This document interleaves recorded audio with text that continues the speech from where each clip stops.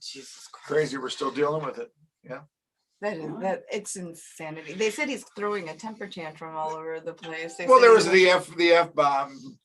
Yeah, temper tantrum. You know, yeah. It's hilarious. F dot dot dot dot Yeah, dot. dot. Yeah, temper tantrum. Yeah, temper tantrum. Are we in the green room on that? We're good. Good morning, good. everyone. Welcome to the green room. Absolutely. Oh, we got a blue background today, though. Yeah. And listen, we're expecting Dr. Mike to join us when he's probably driving into his office at this particular point. Probably. And time. it's our last green room of the year. We will be doing a live one because we're going to be closed for Christmas and New Year's. So it is the holiday season. I guess what, the 8th day of Hanukkah or 7th day? I think yesterday was 7th. So all kinds of great seasonal things, you know, Kwanzaa. Should have brought latkes in for you. Yeah. Well, I have no doubt that they would be the best. I think they would be close to your mom's.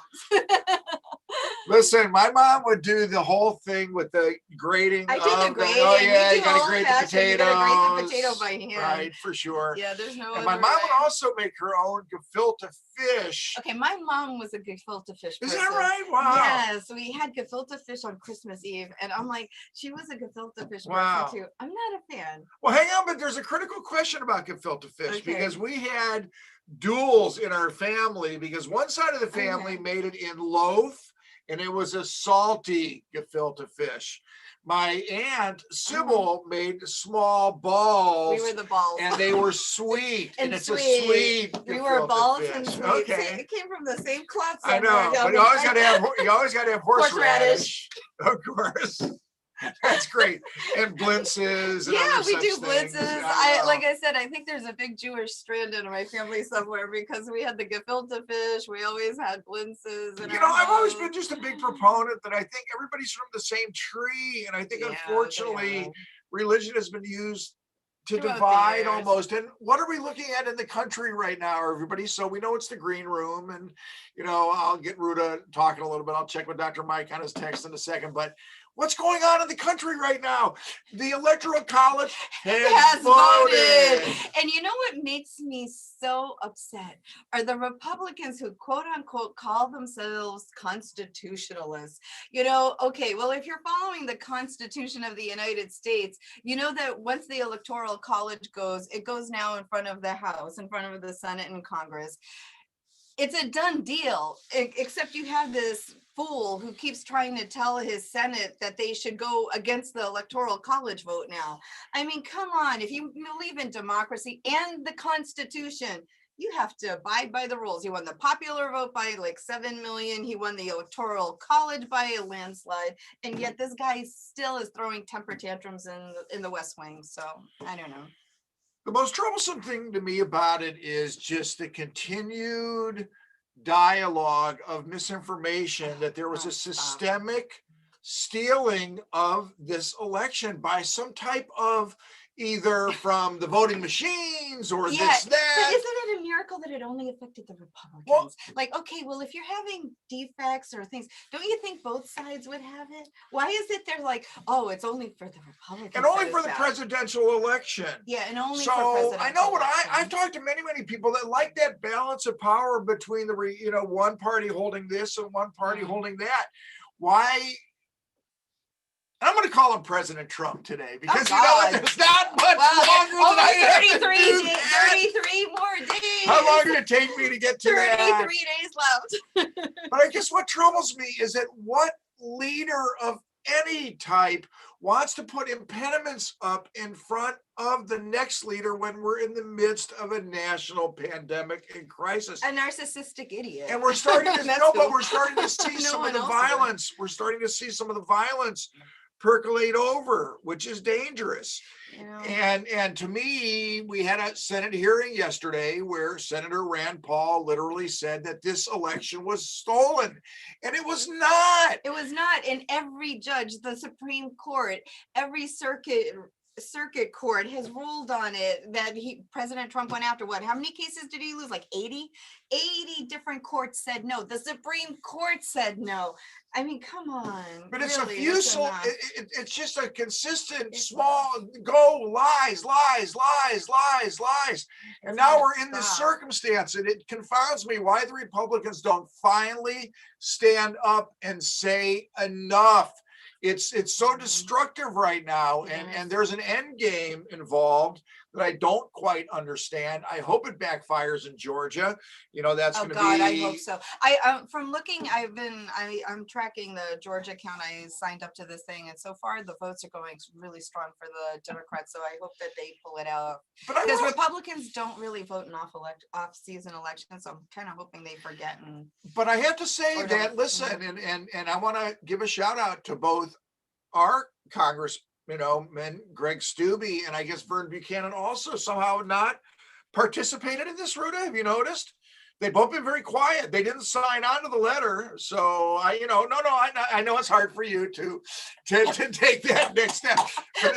But seriously, somehow, and I do call out the state Republican leaders that have stood up for freedom and democracy in Georgia, in Arizona. Yeah, for some of it still confounds me that that our friend Joe Grutter still continues to ride the Trump train. What is with them? Him and Chris Ziegler, both of them. I'm like, come on, guys, you lost. Get over it. Now, who are you gonna be on the bandwagon with? Take the Trump signs down. He lost. Listen, you can be proud that you delivered your state, okay, to President Trump. You can. Good for you. That's this state. That's not every state. And there were 8 million votes. Did you see Hillary actually called out the electoral college itself to that extent? I can't see the electoral college going away in the next 4 to 8 years. Not enough 4 to 8 years, but it has to be revisited. It's an archaic system. I understand for the farmers in Kansas, they want to have the equal votes. You can't. Come on, do it by population. It should be one person's vote is one person's vote. But this is what's so concerning about the whole thing, Ruta. This is what,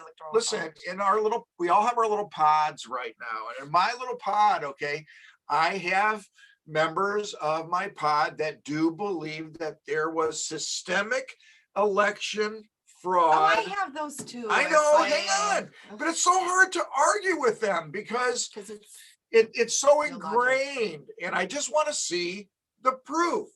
And these were Republican federally appointed judges by Trump himself. By Trump himself, the Supreme in Wisconsin. Court, even the Supreme Court justices, they all ruled. And I guess nobody denies that there may be 3,000, 4,000 disputed votes, maybe this, not maybe that. Million. But no, right. And in fact, which I don't remember where it was, where they requested so many recounts. I think Georgia.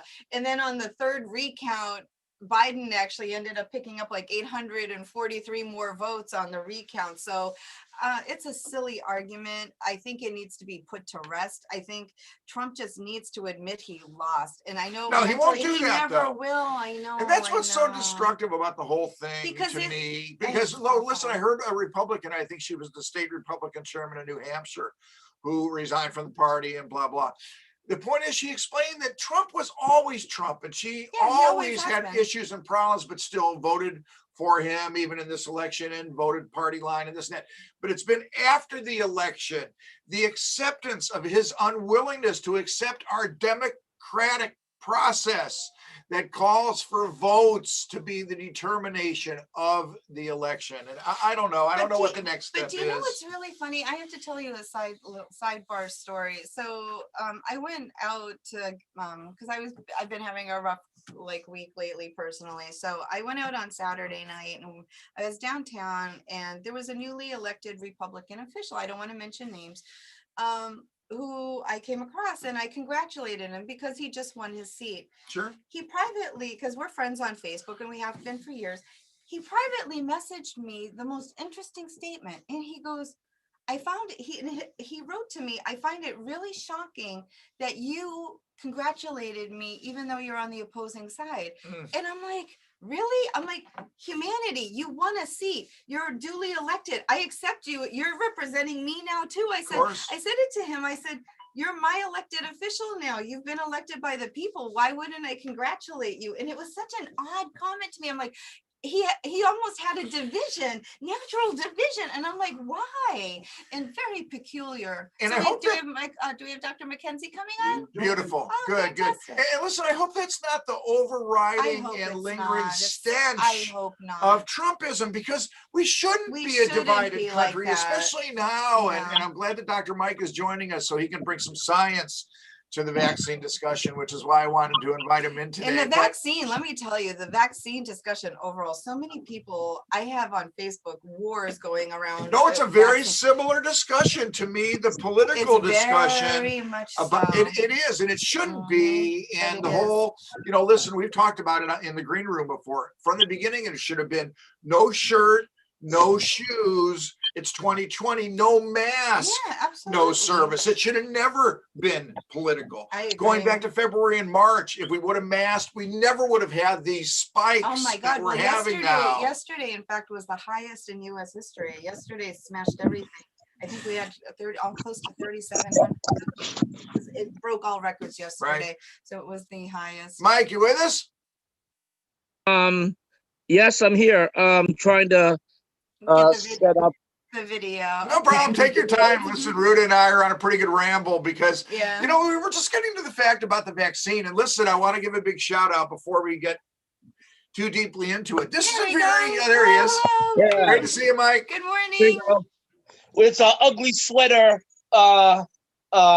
day at work today. So. Oh, I say you win. And I have known you are wearing it wonderfully. Listen, I want to introduce. So we're in kind of a great series on the green room here, Ruta, because I'm bringing in my best of my friends in the biz. I know, Michelle was in. Now we have Dr. Mike Mckenzie, who early on became, as I said on my Facebook post, brother from another. And he and I, from the get, have just always had a similar attitude about, in a lot of ways, how we view society, how we view cannabis, and how we view cannabis as medicine. So, Mike, give us a little bit of background on yourself, and then we'll get into the whole vaccine thing. And the reason I invited Mike in is because he's a very learned family practitioner who does his research, when it comes to taking care of his patients. And I know he's done his research on the vaccines. Yeah. I'm Dr. Michael Mckenzie. I'm a board certified family physician in Hallandale Beach. 90% of what I do is bread and butter primary care. About 10% of what I do involves treating qualified patients with medical cannabis.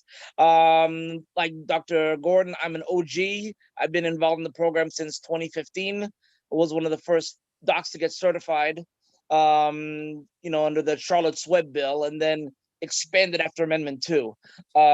So, me and Dr. Gordon have been having ongoing conversations about policy, about multitude of topics. So I'm very glad to be here this morning. Fantastic.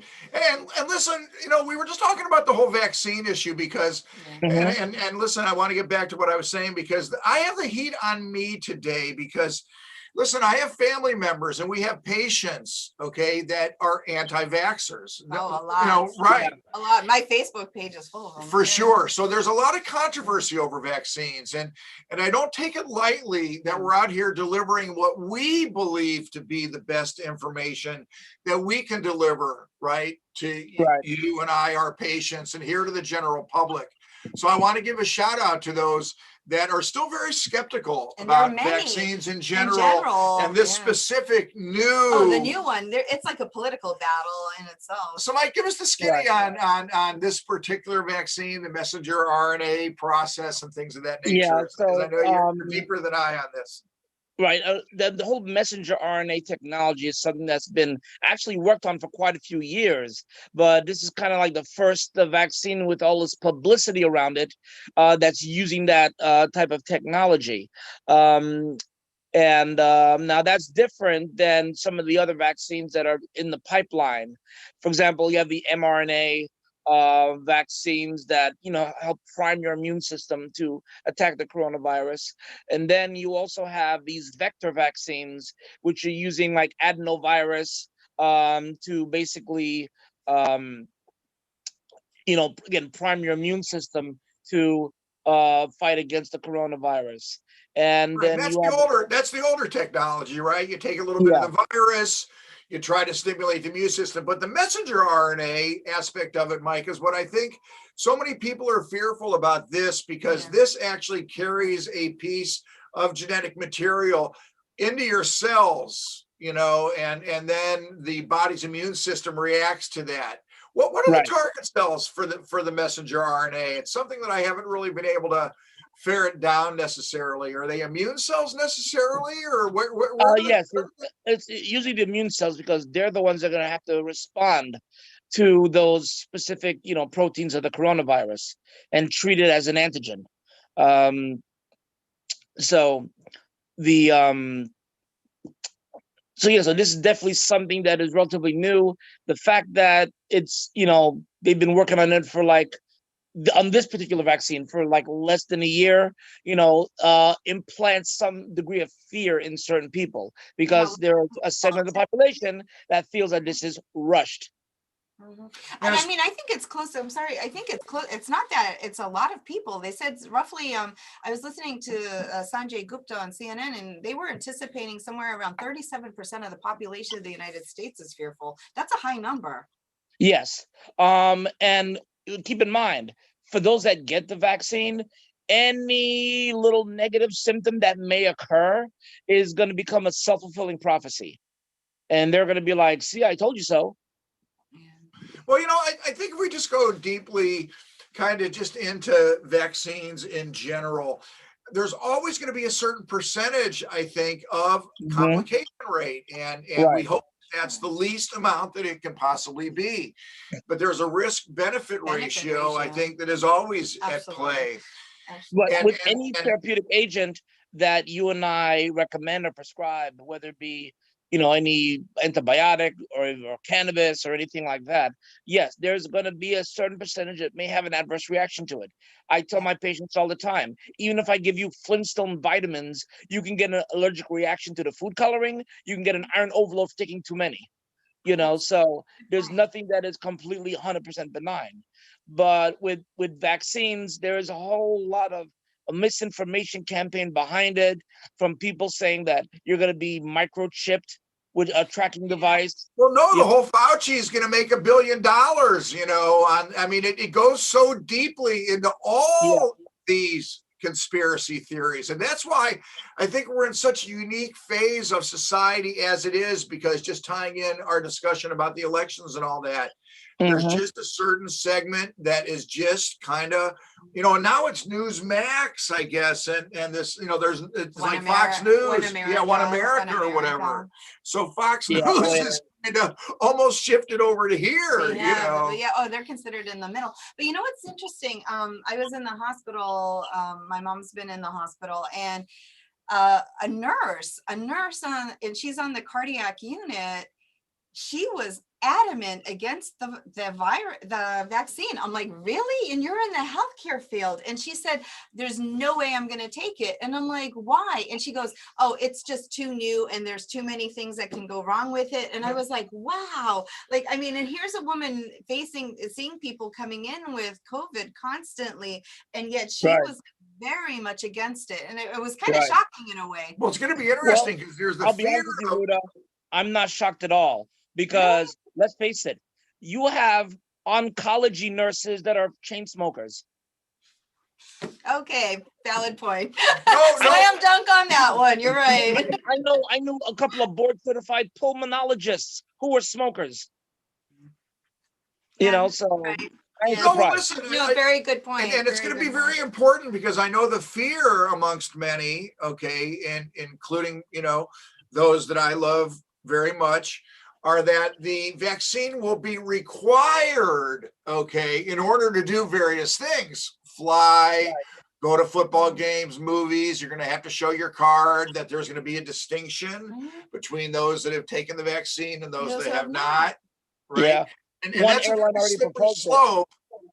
That's a very slippery slope. And requiring anybody to take the vaccine, also a very slippery slope. Although we've been requiring vaccines in children for years.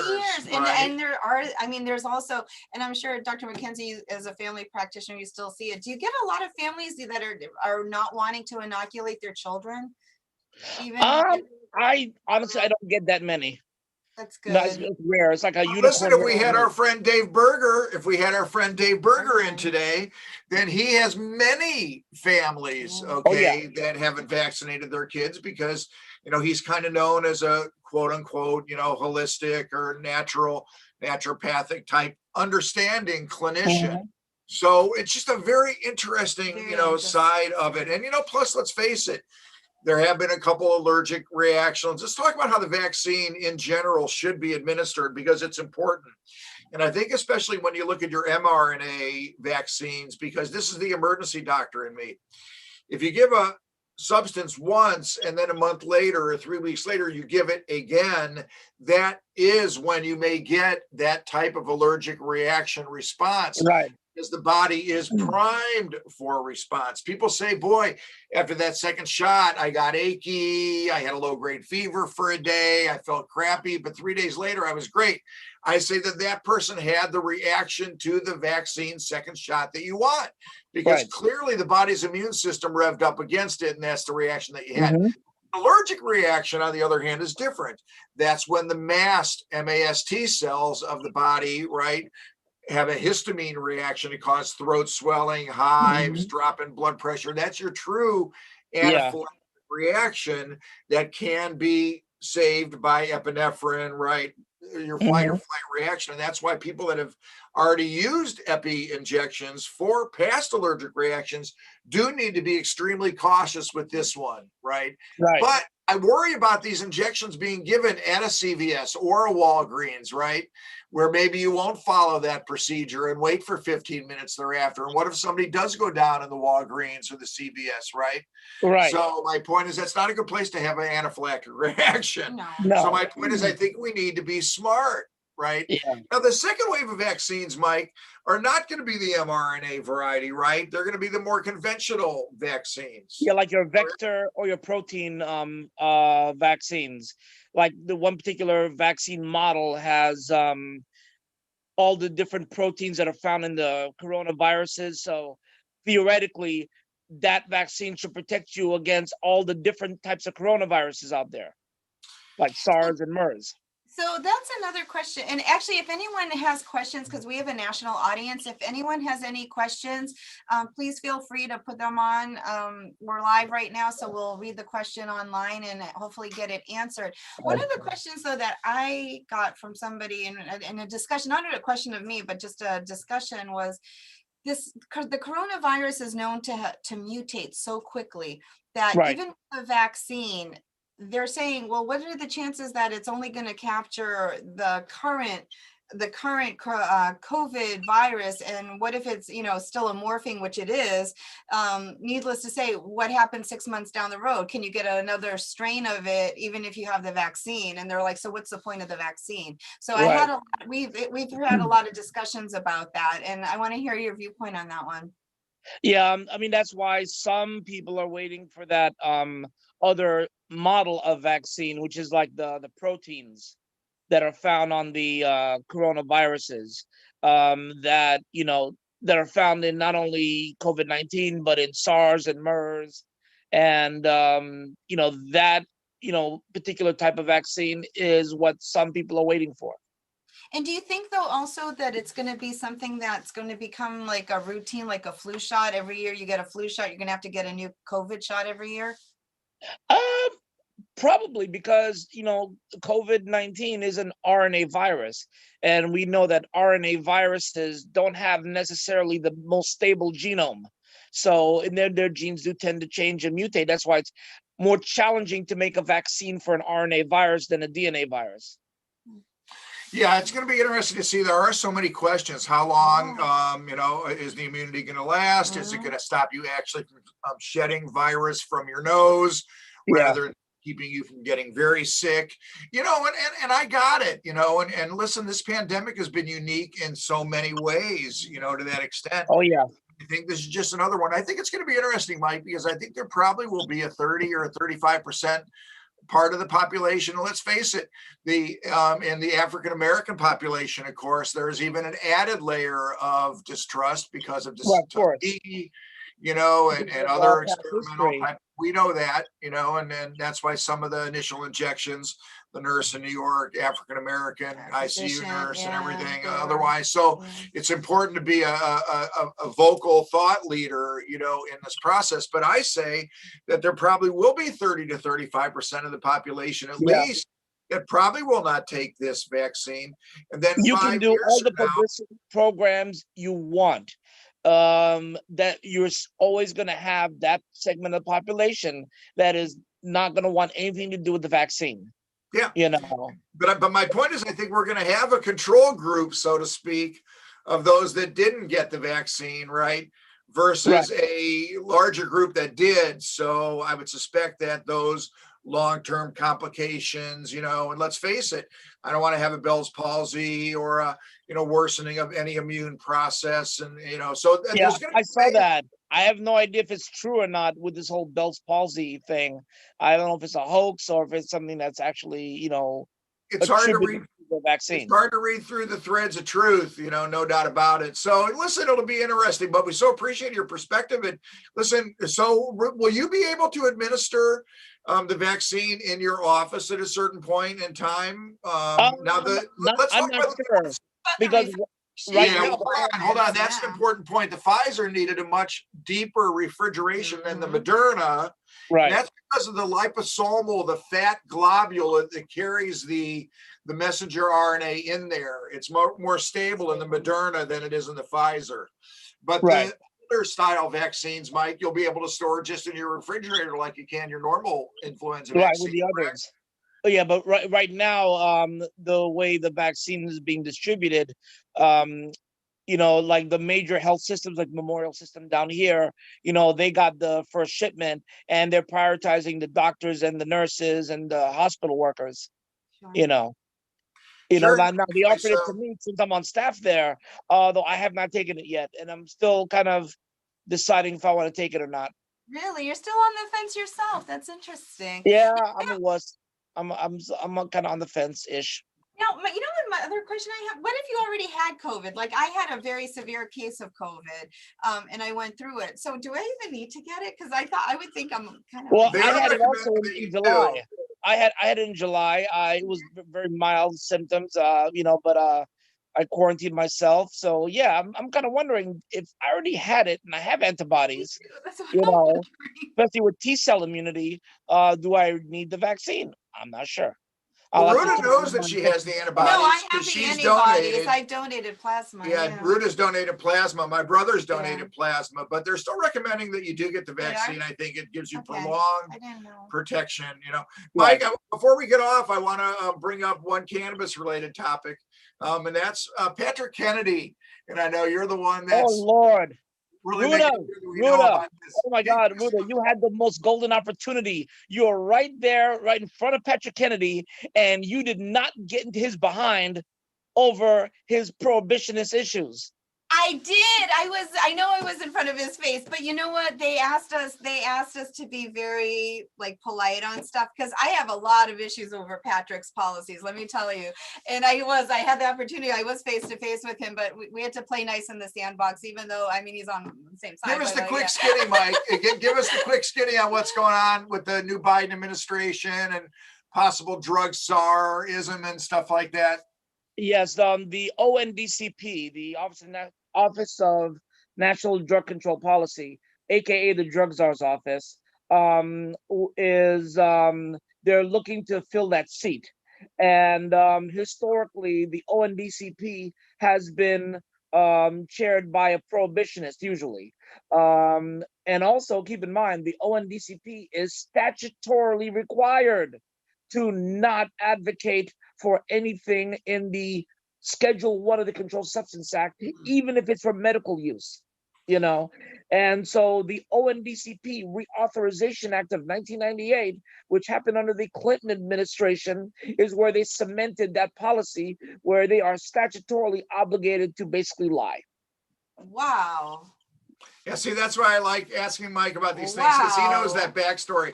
So Also, keep in mind, remember, your major prohibitionists like your Kevin Sabet and Bertha Madras are all alumni of the ONDCP. They all work for the ONDCP. Interesting. So what, Patrick Kennedy has thrown his own hat in the ring, Mike, or somebody's brought his name up, or what? Apparently he's trying to lobby the Biden administration to make him the head of the ONDCP. And I almost went into freaking palpitations when I saw that. I was like, no, this can't be happening. I hope cooler heads will prevail and not even consider him. But also, this guy has also a conflict of interest because he gets money from the different drug companies that make the rehab drugs like Suboxone. Imagine. Yeah. It is, Okay. it's just not cool. It's just Listen, not we're so cool. hopeful, look And what also, Patrick happens in Kennedy, Georgia. he's in recovery himself. Yeah. Yeah. He was so hopped Well, up listen, on so much of that he world. drove his car into like the lawn of the congressional building at one point, you know. So much of that, no, Yeah, so much of that world, so much of that world does come from recovery, Mike. We It know that, does. and then Yeah. they carry a certain proselytic, type of side to it, and even AA, Alcoholics Anonymous, which I deeply respect.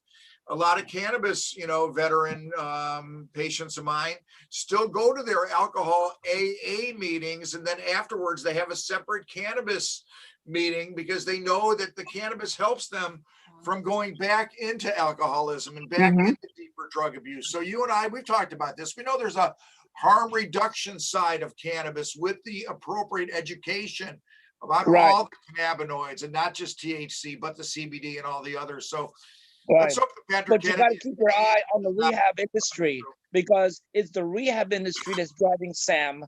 It's the rehab industry that's driving prohibitionists. It's the rehab industry that contributes to these politicians that make them, prohibitionist. And so you got to keep your eye on that. They represent what's called the new money. Do you remember the 4 types of money that we've talked about before? Old money is the pharmaceutical industry. Long money is the alcohol industry. Big money is the prison industrial complex and these sheriff's offices that get money from civil asset forfeiture. And then you have the new kid on the block, the new money, which is the rehab industry, what I call the rehab industrial complex. So we have to be vigilant. We need to keep our eye on these guys. And I'm sorry, but Ruda, you're a much better person than me because I would have dragged his ass personally, but that's just me. They would have pulled me away. They always have that guard next to them, so you can't talk too much and they pull you away. Listen, this is the third week in a row, I've never heard that before. I never heard that before. I love that. Yeah. When you did that with Jose's, a New Jersey activist, Leo Bridgewater, who's an Army veteran, he came up with initially it was like 3 types of money, but then I said, well, what about the rehab industrial complex? And he said, okay, well, that would be new money. Wow, that's like the doobie scale, 3 doobies, except now they have a doobie 4 because we got our Willies and your Willie Nelson, Snoop Dogg, Be Real. Listen, Don, I hope that you, I see the little up in the corner, the envelope and all that. Listen. Oh yes, we have to. We do. We're gonna actually kind of. What time is it? It's 9:03. Okay, so we're gonna start. 9:03. But we have in the spirit of the giving season that we're in right now, and honestly to relieve some of the families and some of the charities in the local area, Dr. Berry's decided to give away some funds and donate to some local charities that he feels strongly about. So I'll let you. Yeah, listen, and I think they're the simple ones. I think it's the Salvation Army, I think it's your local food bank, right? Yeah, I think it's Toys for Tots, right? Bobby Tuna, Bobby Platsorn, and we're going to tickle those organizations with a donation for the season. Listen, this is not a normal holiday season. It's not a normal year. It's not. And there's so many unfortunate people there right now. We're lucky. We are lucky. Cannabis medicine being very interesting and interested by our patients. Really, we all We're have to busy. remember the less We have to remember those that are not quite as fortunate. And especially whether you're in like the restaurant industry and others that have taken such a hit. For sure. So I just say those big 3, Salvation Army, Toys for Tots, and your local food bank. If everyone can dig in their pockets this year. Yep. So I think that's we're gonna wrap it up with that. Dr. Mckenzie, it's a pleasure to meet. I actually see you face to face. You and I exchange on Facebook, but I've never actually got to speak to you. So it's a pleasure to meet you live now. Well, it'll be great to see you guys again in person. Yeah. And listen, we'll see you soon with an elbow bump and a mask. All right, bro. Happy New Year. Be well, Mike. Merry Christmas. Happy Hanukkah. Be well. Stay safe.